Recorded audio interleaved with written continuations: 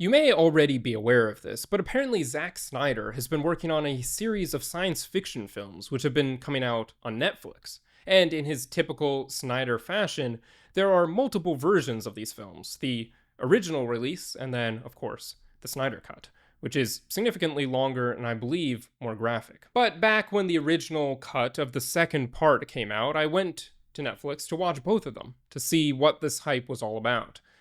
And here's what I found. Hello, and welcome back to another installment of Film Friday, in which I review a new film every single week. This week we are looking at the Rebel Moon film series, which were released from 2023 to 2024, and directed, as I mentioned, by Zack Snyder. They starred Sofia Boutella and Ed Skrein.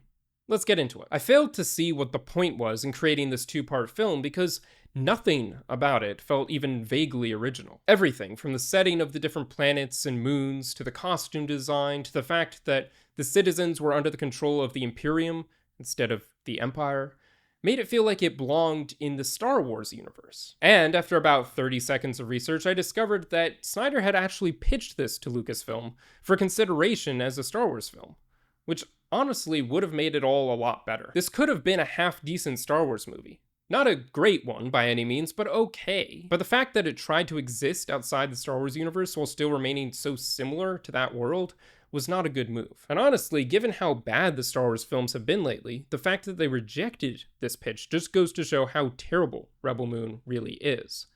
And indeed, it is not great. For starters, the dialogue throughout was extremely cheesy, cliche, and frankly kind of dumb. This basically felt like taking all the stereotypical elements of science fiction, spending a bunch of money, and then trying to turn it into something approximating a film. Even the cinematography and action, which many think Zack Snyder does very well, were not done well, and in fact were often overplayed. Sure, the images were very colorful, but they were not masterful. For instance, you can create a very impressive and potentially even moving shot in the middle of an action sequence using just a little well-placed slow motion. But when you turn almost every single action sequence into a festival of slow motion, it becomes very overused very quickly.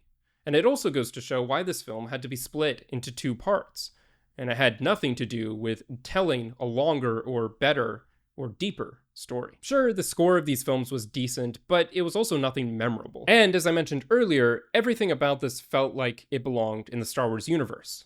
The enemy were costumed in a way which is very reminiscent of the Imperial officers of the Empire. There were swords that looked and seemed to behave like lightsabers, and the guns actually shot lasers. Yes, the names of the planets and the moons were different, but the whole system of interplanetary travel and the civilizations based on moons felt like a direct ripoff. I also had a really hard time caring about any of the characters, or understanding why it should matter to me if they lived or died. In fact, I think the second part would have had a much better ending if everyone had died. Nobly, of course, dying in the field of battle, making one last stand for their homeland, but dying nonetheless. It might have helped to make the story a little less predictable, and not the absolutely generic cliche mess that it was. I will say, I liked the second part better than the first, but I think that was only because it contained more action, which just belies the weakness of the story. So, in conclusion, there was absolutely no need for either of these movies to exist.